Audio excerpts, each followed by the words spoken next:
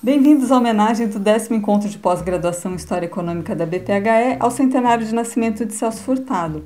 Eu sou Renata Bianconi e para esta homenagem nós recebemos Rosa Freire da Guiar. Rosa é jornalista, tradutora, escritora e Rosa é herdeira do acervo intelectual dos arquivos das obras de Celso Furtado, sobre os quais ela tem realizado um importante trabalho editorial nos últimos anos. Nesta homenagem, Rosa nos relembra o percurso, a trajetória intelectual e o percurso de vida de Celso Furtado e nos traz também sua leitura das principais contribuições de Furtado nos campos da economia, do desenvolvimento, com sua ênfase nas dimensões histórica e cultural do desenvolvimento, e nos fala também de seu trabalho editorial acerca das obras de Celso Furtado. Um último volume publicado foram os Diários Intermitentes em 2019. Rosa tem outros projetos ainda em andamento, sobre os quais ela vai também nos falar. Então, em nome da comissão organizadora do 10º Encontro de Pós-Graduação da BPHE, eu gostaria de agradecer imensamente a presença de Rosa Freire da Guiar nesta homenagem.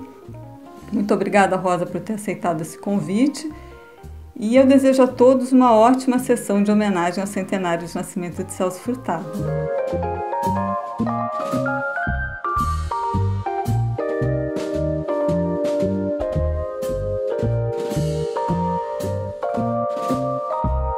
Muito obrigada, Renata, com muito prazer eu aceito assim, falar de Celso um pouco.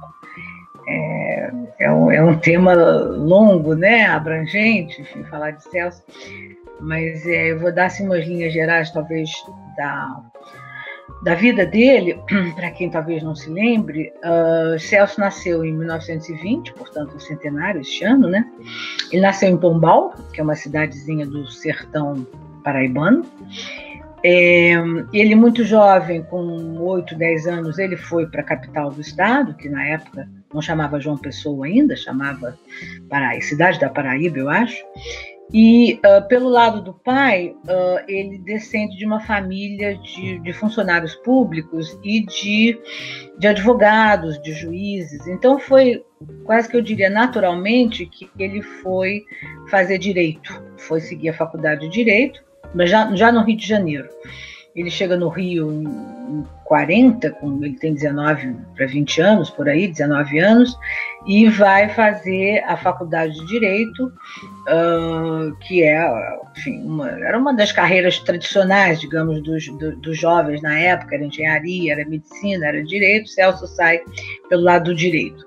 Bem, ele está na faculdade quando, no terceiro ano, ele, de certa forma, vai seguir uma outra tradição familiar, que é a tradição do servidor público. Ele ficou encantado com uma carreira, uma disciplina do direito, que era direito administrativo, e resolveu, então, fazer um concurso para o DASP. O DASP era o Departamento de Administração do Serviço Público, tinha sido criado por Getúlio alguns anos antes, e era quem, digamos, centralizava todos os concursos para o serviço público. Celso tem 23 anos, ele faz o primeiro concurso como técnico de administração, que hoje seria uma espécie de um gestor público, mais ou menos, enfim, a comparação, e no ano seguinte ele faz um segundo concurso, também para o DASP, e para o que chamavam de técnico de organização. Programação. Programação, na época, era mais ou menos como se chamava, o que mais adiante vai se chamar planejamento. E não à toa, quer dizer, Celso se maravilhou com essa coisa do planejamento, e não à toa vai acabar sendo o primeiro ministro de planejamento do Brasil. Bem, mais rapidamente ainda, acabando essa parte biográfica de juventude, quando ele termina a faculdade de Direito em final de 44, o Brasil já tinha declarado guerra às forças do eixo, enfim, do nazismo, e Celso tem 22 anos, está em idade de ser 23 anos, está em idade de ser convocado, e de fato ele é convocado e vai para a guerra, vai para a Itália, vai se incorporar a um batalhão, a um contingente da Força Expedicionária Brasileira, a FEB. Ele vai para a Itália, fica lá até o final da guerra, e quando ele volta, para o Brasil, em 45, ele então resolve estudar, continuar a estudar, digamos o que seria hoje ciências sociais. Ele toma a decisão de não seguir direito, comunica ao pai, uma carta, que eu já vi essa carta, ele comentando com o pai que ele não quer ser advogado, ele não quer seguir a carreira de magistratura, e ele quer continuar a, como é que eu posso dizer, a estudar o Brasil, a estudar as ciências econômicas, as ciências sociais, como ele diz. E aí ele foi naturalmente se encaminhando para a economia que ele queria estudar. Ainda não havia, na época, faculdade de economia como tal apenas. No Rio de Janeiro não havia, no Brasil não havia. Eu estou falando de 45. Ele então resolve vir fazer economia na França. Vem para cá, eu estou falando cá porque eu estou na França no momento, e vai fazer uma tese, faz, digamos, as disciplinas do doutorado na Sorbonne e faz a tese lá, que é uma tese sobre a economia colonial brasileira nos séculos XVI e XVII, e volta em 48 para o Brasil com o título de doutor, digamos. Eu aí diria que Celso teve quatro momentos a partir de 48, digamos assim. O primeiro, eu acho que foram os anos da CEPAL. Quer dizer, ele chega em 48 no Brasil de volta e já no ano seguinte, em 49, sai novamente para o exterior. Vai para a CEPAL. A CEPAL é a Comissão Econômica para a América Latina. Tinha sido criada mais ou menos por aí, em 48, com sede no Chile. E ele vai para a CEPAL, onde ele fica quase 10 anos. A CEPAL é dirigida pelo economista argentino Raul Prebisch, e deve ter sido uma experiência realmente fantástica, porque ali era um punhado de jovens latino-americanos que, sob, digamos, o comando, né, do Prebisch, eles estavam, pela primeira vez, talvez, economistas e outros, tinha sociólogos também latino-americanos, pensavam o continente latino-americano. Bom, com novas armas, digamos, novos instrumentos, que foram esses instrumentos depois enfeixados, foi o que se chamou mais adiante a escola estruturalista. Esse primeiro momento, eu acho que Celso se afirma talvez como um perfil mais técnico, né? Mas já se delineando também o teórico do desenvolvimento. Bem, esse é o primeiro momento da vida dele, em que ele fez muita teoria e vários estudos sobre economia e tal. Em 57, 58, ele se desliga da CEPAL, passa um ano de estudos em Cambridge, na Universidade de Cambridge, e vai para o Brasil, e aí começa, digamos, um segundo momento. Esse segundo momento, digamos que vai de 58 a 64. É quando ele vai idealizar e vai dirigir a SUDENE, que é a Superintendência do Desenvolvimento do Nordeste. Aí aparece o homem público, quer dizer, o Celso homem público, o Celso homem de ação, o planejador, e de certa forma como é que eu posso dizer, digamos, toda a teoria que eles tinham acumulado na CEPAL, agora nesses anos, a partir dos anos 58, ele tem que, digamos, que praticar essa teoria. Agora é pôr em prática a teoria do desenvolvimento, do subdesenvolvimento, do planejamento que eles tinham discutido e aprimorado e feito realmente nos anos da CEPAL. Então, esse segundo momento, eu diria que começa em 58, quando ele vai para o Nordeste, onde ele idealiza e vai dirigir a SUDENE, e se conclui em 64, quando tem o golpe militar, e ele parte para o exílio. Ele foi punido em 64, ele teve os direitos políticos e civis cassados pelo regime militar, em 64, e ele começa, então, um terceiro momento, eu diria, que é o momento do exílio. Esse momento vai se estender, grosso modo, por 20 anos.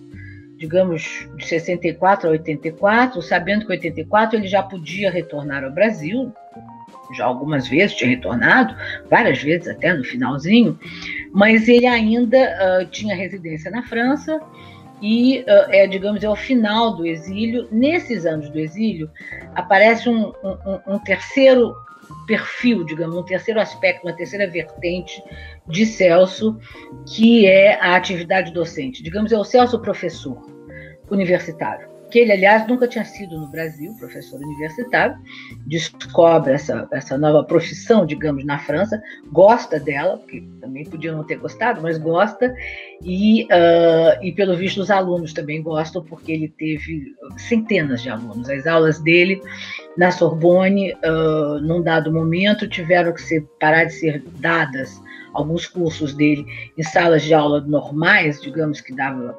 a lotação era 30, 40 pessoas, e passaram a ser dadas em auditórios. Eu, há pouco tempo, antes da pandemia, eu passei pela Sorbonne um dia a pé e entrei para ver o auditório Turgot, onde ele dava a aula. É um auditório bonito, grande, de 150 lugares. Quer dizer, Celso passou a dar as aulas dele na Sorbonne, alguma disciplina, em auditório. Tamanha era a afluência de alunos.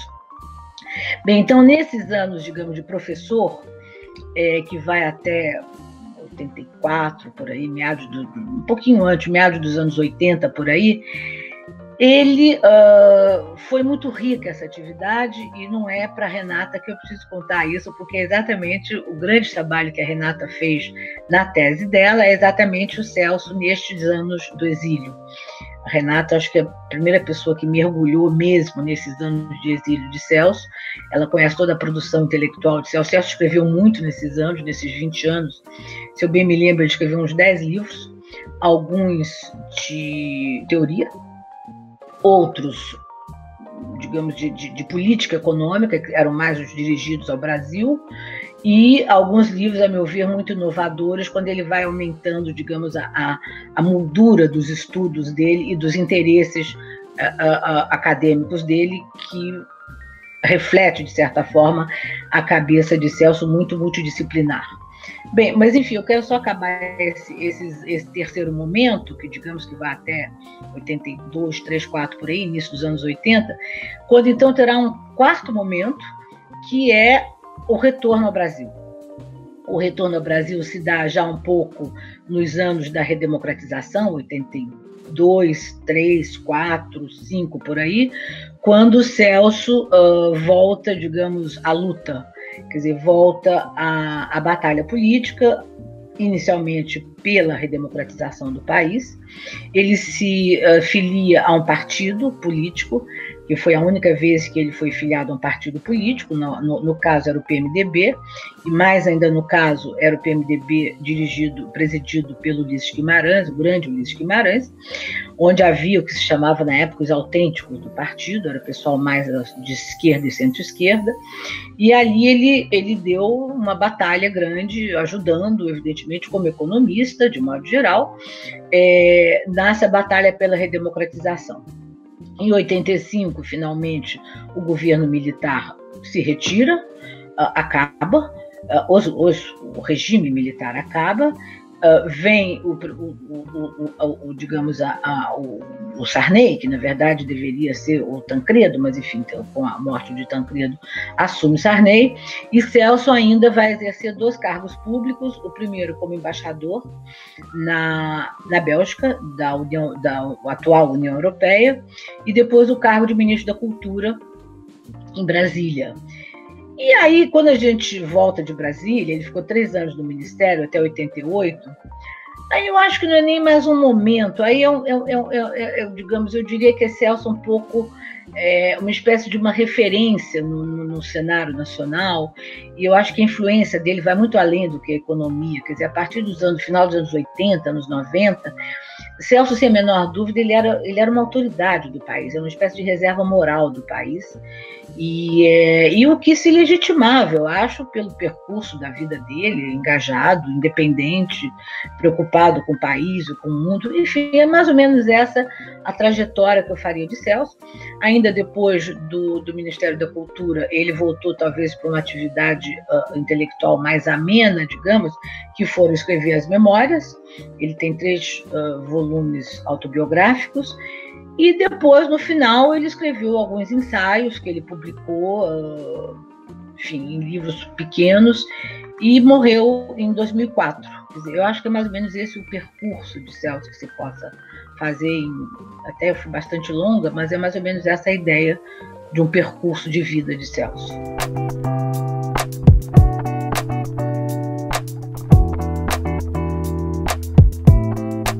Eu acho que Celso morreu em 2004, com 84 anos. Ele ali me parecia uma pessoa cercada de reconhecimento público por vários aportes dele, né? Evidentemente, o maior, talvez mais importante, mais fundamental aporte que ele fez foi, obviamente, a economia, a teoria econômica, mais especificamente a economia política, né? E talvez eu dissesse que o fulcro da obra dele foi, de fato, a teorização sobre o subdesenvolvimento. Curiosamente, ele preferia falar a teoria do subdesenvolvimento do que a teoria do desenvolvimento. Por quê? Porque essa foi exatamente uma das, a meu ver, uma contribuição dele muito importante, é que ele achava que o que precisava de uma teorização à parte era o subdesenvolvimento. Ele diz em entrevistas e na própria obra autobiográfica que foi nos anos iniciais da CEPAL em que ele começou a tentar entender o atraso brasileiro, o atraso ele punha entre aspas, e a partir daí ele começou a refletir sobre a especificidade desse fenômeno do subdesenvolvimento. Também ele diz que essa não percepção de como o subdesenvolvimento é uma coisa específica, exatamente isso tinha levado vários economistas a explicar o subdesenvolvimento uma espécie de analogia com a experiência dos países desenvolvidos. Quer dizer, então, Celso vai um pouco contra isso. Em poucas palavras, ele acha que o subdesenvolvimento, até por ter, digamos, aspectos bem específicos, não se incluía, digamos, nas explicações dadas ao crescimento econômico. Era bem algo além e diferente do crescimento econômico. As teorias de crescimento econômico não eram suficientes para explicar o desenvolvimento e o subdesenvolvimento. Depois ele dizia também que o subdesenvolvimento não era uma etapa pela qual, enfim, que tivesse atravessado, digamos, os países mais desenvolvidos. Não era. Era um fenômeno à parte, não era uma fase histórica, digamos assim, mas era um processo autônomo que, segundo ele, resultava de estruturas específicas. Basicamente seria de que maneira a moderna tecnologia e a civilização industrial foram ser implantadas nos países menos desenvolvidos. Isso estava na base do fenômeno do subdesenvolvimento. Ele escreveu muito sobre o assunto, eu diria que ele escreveu 60 anos sobre esse assunto. Ainda na véspera dele morrer, ele morreu um sábado de manhã em casa, teve uma parada cardíaca. Ainda na véspera, ele escreveu um prefácio, um autor, enfim, na verdade, a tese dele é de economia, mas ele é da área de direito em Portugal, em que ele tocava nessa coisa do subdesenvolvimento, do desenvolvimento, do pensamento estruturalista. E tudo isso marcou muito a obra de Celso e, obviamente, ele sempre foi visto um pouco como esse teórico do subdesenvolvimento. Mas eu acho que tem mais, como a Renata falou, eu já tinha também, eu acho também, enfim, eu não sou economista de origem, digamos, e nem de nada, mas eu acho que outro enfoque, digamos, não vou dizer pioneiro, porque eu não gosto da palavra pioneiro, mas enfim, outro enfoque específico da obra de Celso foi essa coisa do economista como historiador, né? Isso, evidentemente, é também um enfoque do estruturalismo, quer dizer, você, digamos, recorrer à história e à economia para explicar as raízes e as estruturas de subdesenvolvimento, né? Então, eu acho que isso está bem visível no livro dele, Formação Econômica do Brasil, que ele escreveu em 59, ou 58, quando estava na Inglaterra, e quer dizer, é uma tentativa de você introduzir a história nos conceitos econômicos para você entender os povos e vice-versa. Você introduzir a economia nos panoramas históricos, digamos, que tentam explicar os países. É um diálogo permanente entre história e entre economia. Mais adiante, ele fez um outro livro com esse mesmo enfoque do economista como historiador, que foi o Economia Latino-Americana. Ele escreveu em 69, 10 anos depois da formação econômica do Brasil. Ele fez a formação econômica da América Latina, que o livro se chama Economia Latino-Americana. E eu acho que isso foi uma contribuição dele, quer dizer, e que inclusive foi mais além, porque influenciou esse duplo enfoque, influenciou inclusive o pensamento econômico e a historiografia de outros países, sobretudo na América Latina. Quer dizer, tem um grande economista argentino chamado Aldo Ferrer, que fez um livro um pouco nessa linha de conjugar a história e a economia. No Chile, igualmente, com o livro do Oswaldo Sunca, quer dizer, deu uma espécie de um parâmetro novo para economistas latino-americanos estudarem os seus países. Tem uma terceira contribuição que Celso deu, e também refletiu muito sobre isso, é a questão regional.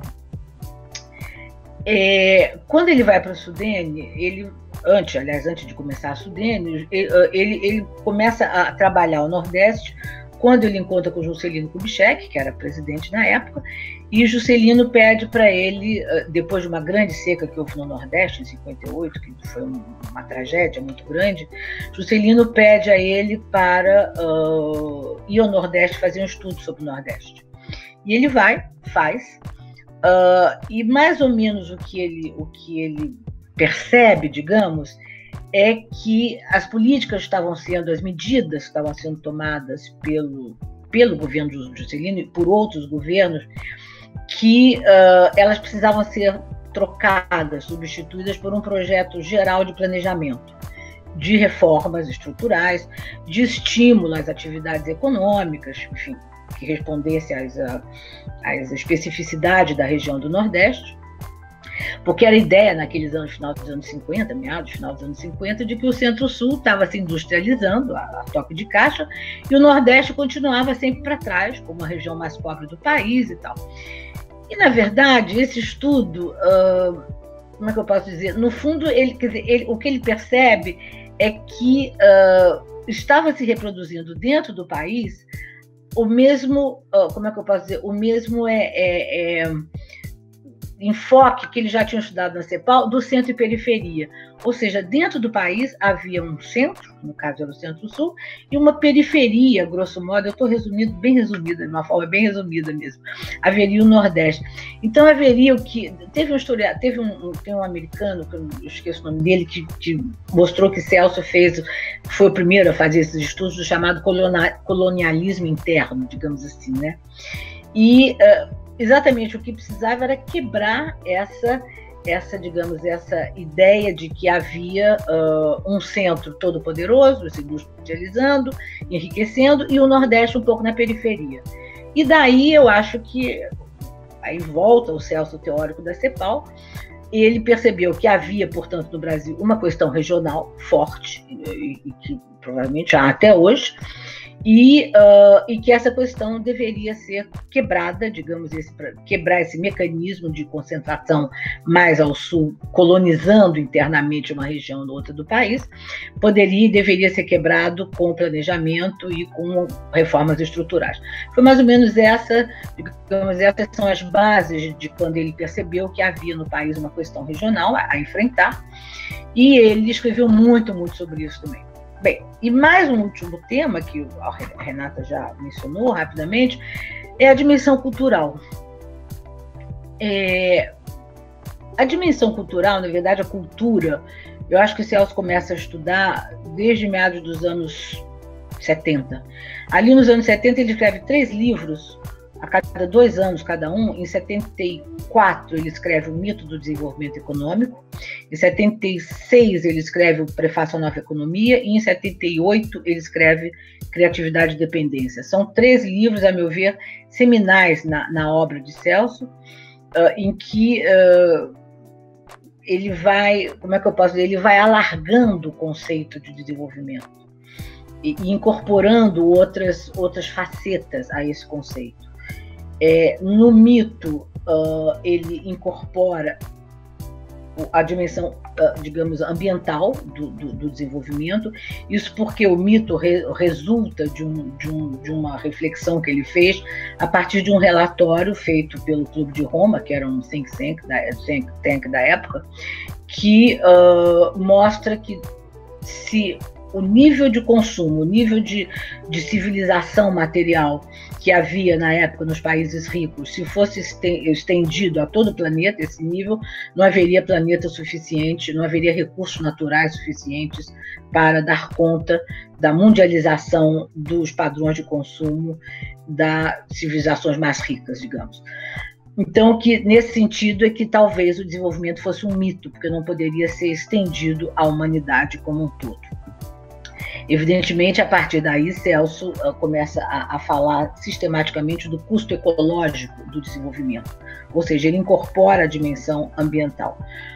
No livro seguinte, no prefácio, eu diria que ele incorpora essa noção de que a economia é muito mais do que a economia não pode, tem poucas armas se ela ficar englobada dentro de economia, no sentido de economia puxando para matemática, puxando para a econometria, para as modelizações, tudo isso está muito bem, mas que ela precisava ter um enfoque maior, interdisciplinar, que envolvesse o social, que envolvesse já o ambiental, ou seja, ele faz uma espécie de um prefácio ao que seria, no entender dele, uma nova economia política, que é o título do livro. E, finalmente, no Criatividade e Dependência, que é de 78, aí é bem visível a incorporação da dimensão cultural do desenvolvimento. A ideia de base é o quê? A ideia de base é que, como ele dizia, você não pode pensar no enriquecimento material com um empobrecimento cultural. Então, você tem que... o desenvolvimento tem que ser um todo, como ele dizia também, um todo coerente, que é formado pelo material e pelo não material, pelo processo de acumulação e pelo processo de criatividade, digamos assim. E aí, de fato, ele incorpora essa dimensão cultural ao desenvolvimento. Não por acaso, quando ele vai ser ministro da Cultura, ele vai escrever muito também sobre a cultura. Em vários outros livros dele tem sempre essa coisa da dimensão cultural. E uma curiosidade, lendo as obras dele, a gente percebe como o fato dele ter sido ministro da Cultura, como mudou, como ele deu, digamos, um adornamento nesse conceito cultural do desenvolvimento. Antes, nos anos, digamos, nos textos dos anos 70, 80, ele mostra a cultura como um elemento de qualquer projeto de desenvolvimento, de qualquer projeto nacional e tal. Nos textos dos anos 90, 2000, ele fala da noção da cultura como síntese do desenvolvimento. Quer dizer, a cultura que no início era apenas um elemento de um projeto maior, ela passa a ser síntese desse projeto, síntese do desenvolvimento. Então, realmente, Celso, por isso que eu acho que ele é muito atual até hoje, ele pode ser estudado muito além de quem estuda economia, ele deve ser estudado, a meu ver, muito além de quem estuda economia, por gente interessada em relações internacionais, em ciências políticas e nos estudos de cultura, porque Celso tem uma grande contribuição a dar como teórico. Ele teorizou, inclusive, alguns textos dele, que eu já publiquei, sobre quase que a formação cultural do país. Ele tinha feito a formação econômica, antes ele ensaia alguns textos sobre a formação cultural do país. Eu acho que são essas, mais ou menos, as grandes contribuições que, a meu ver, Celso teria dado como intelectual, como acadêmico.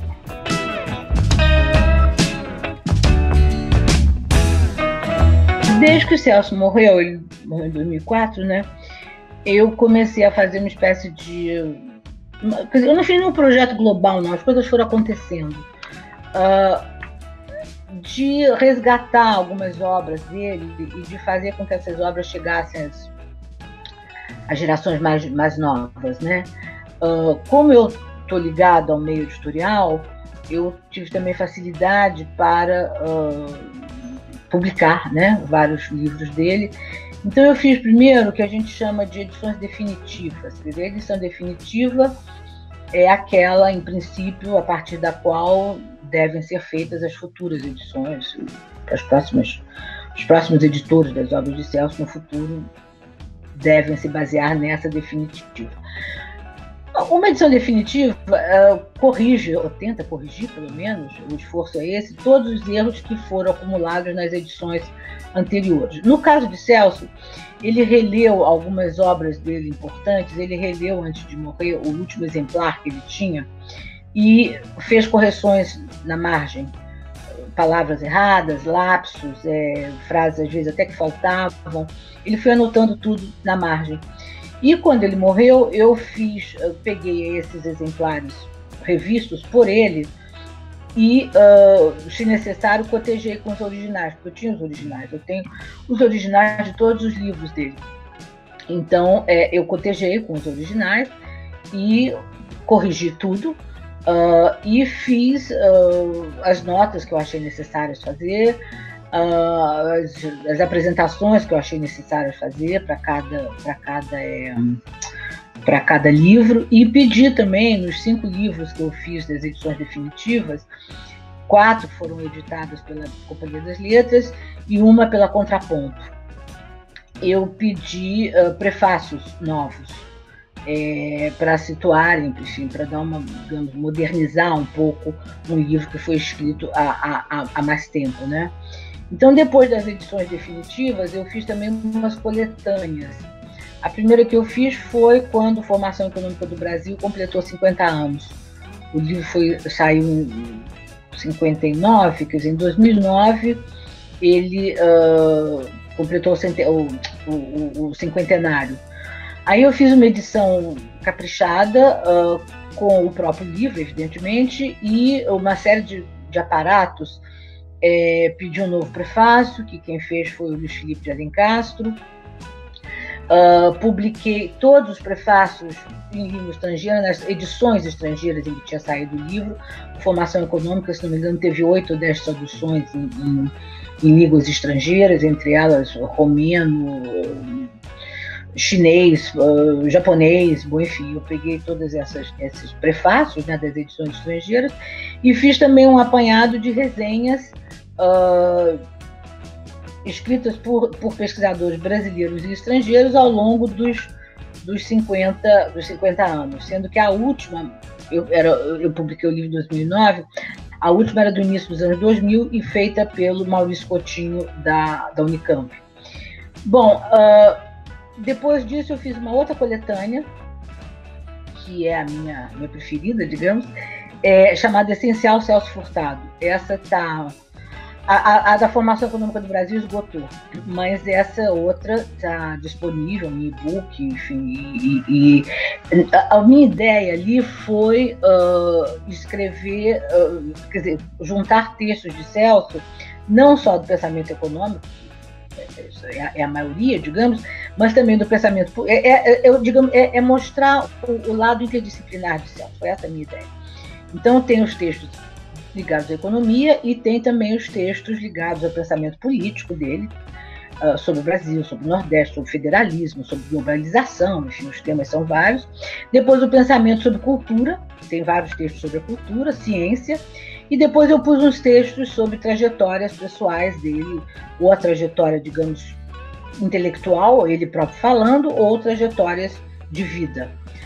Esse livro, a meu ver, é o livro ideal para quem quer se iniciar, digamos, não só se iniciar no pensamento de Celso, mas ter uma ideia das tantas interdisciplinaridades que sempre nortearam o pensamento dele. E esse livro, para mim, é um livro relativamente pequeno, saiu pela Penguin e está aí circulando no e-book, isso e tudo bem.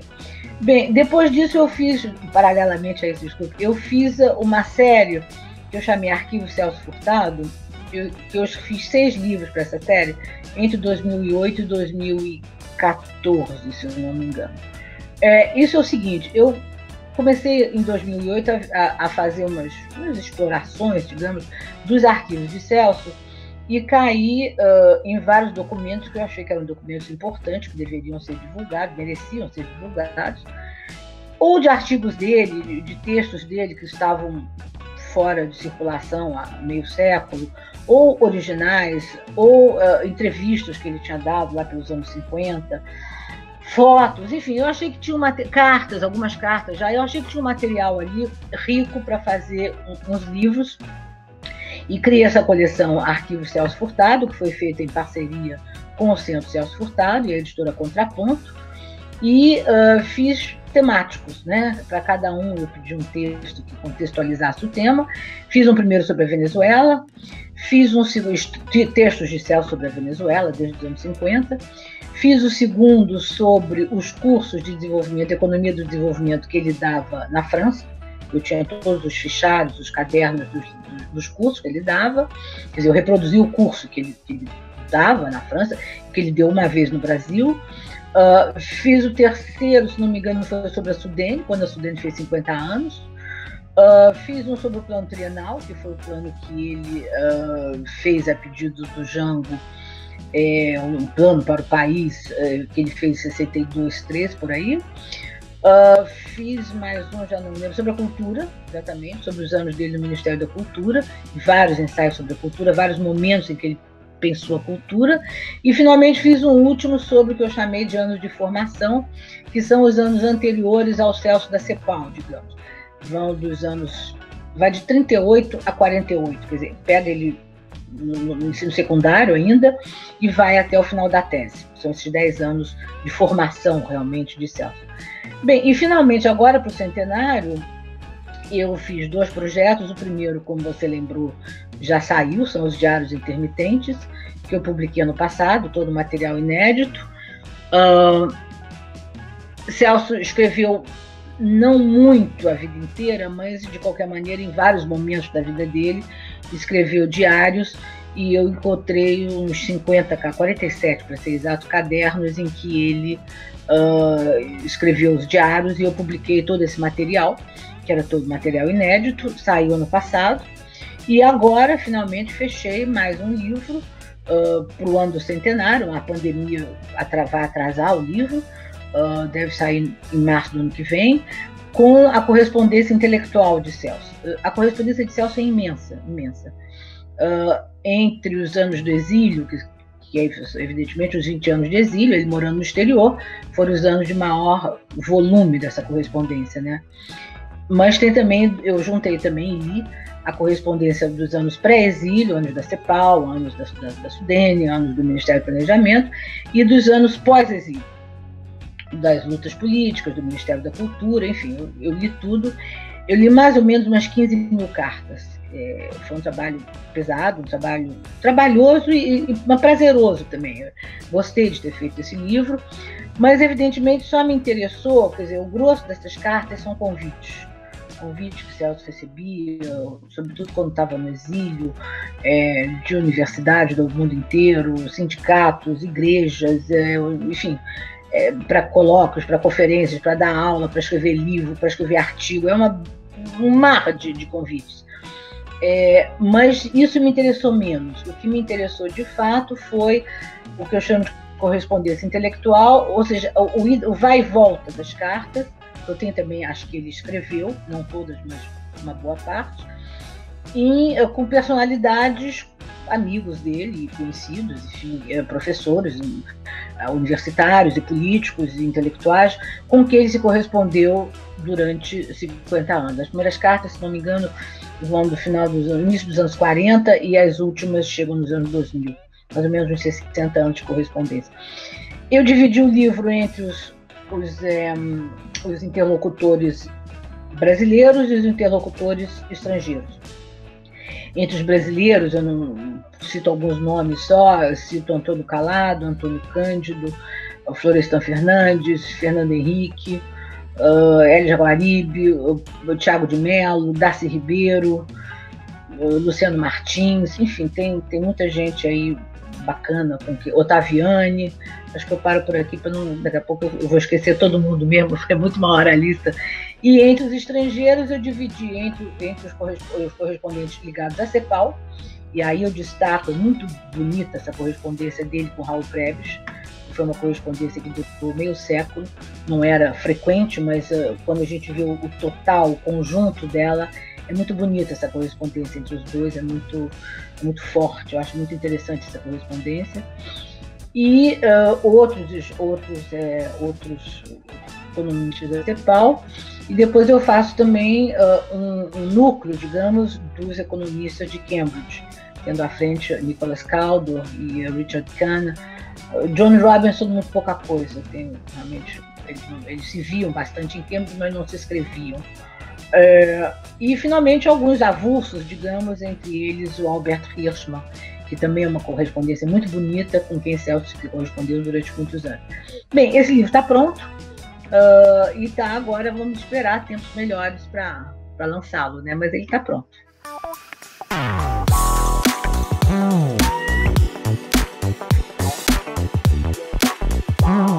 Estou lendo o Celso regularmente, desde que ele morreu, enfim, para fazer esses trabalhos, esses livros todos que eu fiz muita coisa, eu fiz mais ou menos, eu estava vendo outro dia, eu me assustei, quer dizer, o Celso morreu, vai fazer 16 anos, eu fiz 15 livros sobre ele, ou dele ou sobre ele, ou reeditando coisas dele ou sobre ele.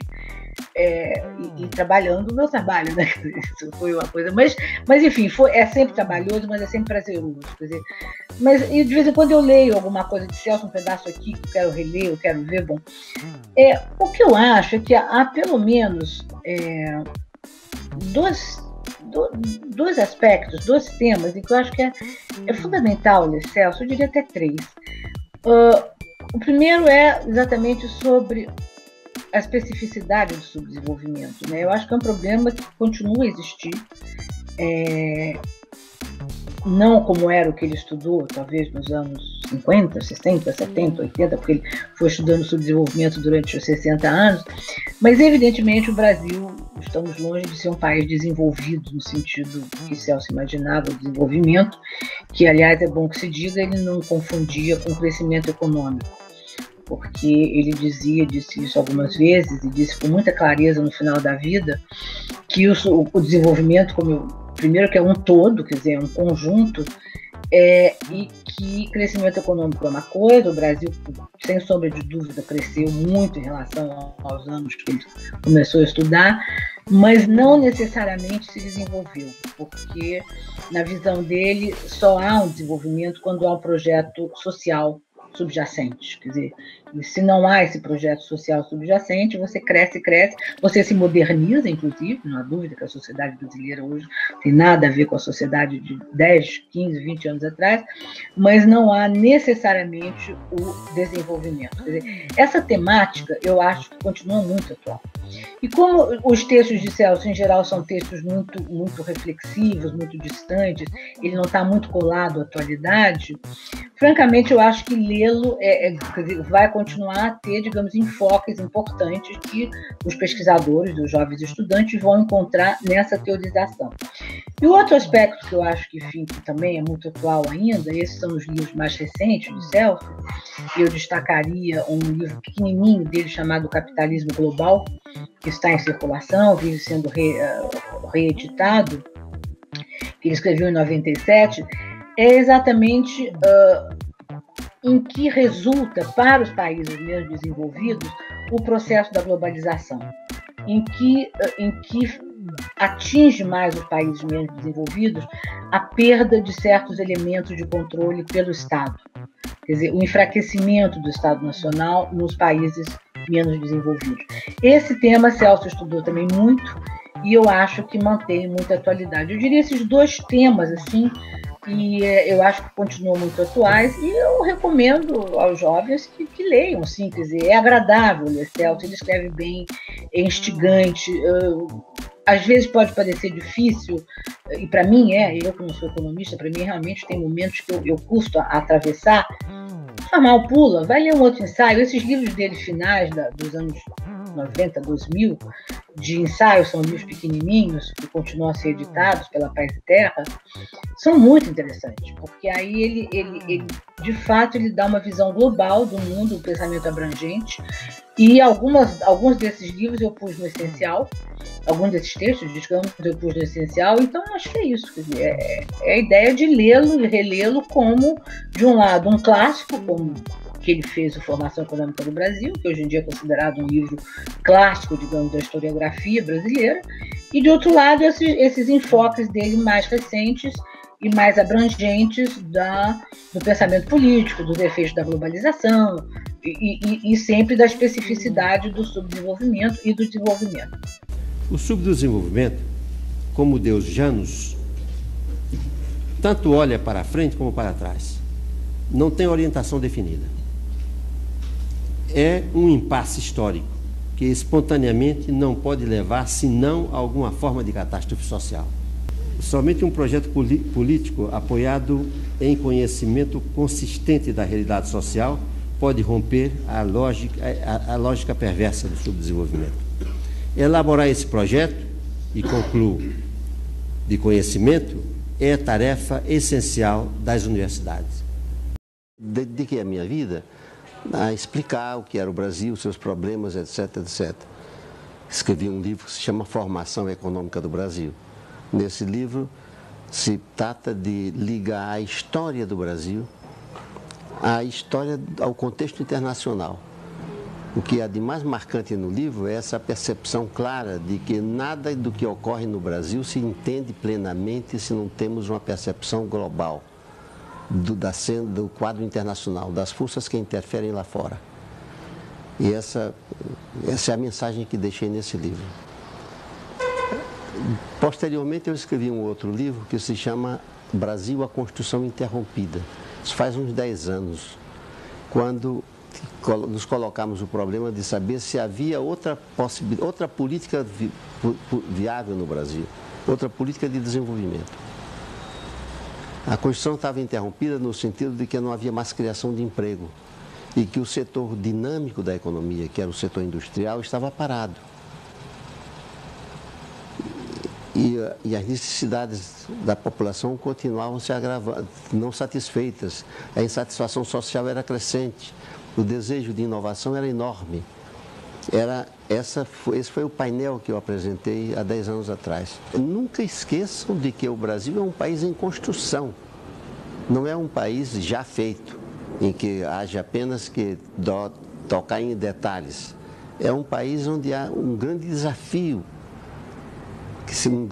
onde um grande desafio se apresenta aos economistas, porque ele é um país em fabricação. O futuro deste país, qual será? É preciso pensar primeiramente o contexto internacional. Isso foi o método que eu adotei. Primeiro pensar, ter em conta as forças globais que atuam no mundo.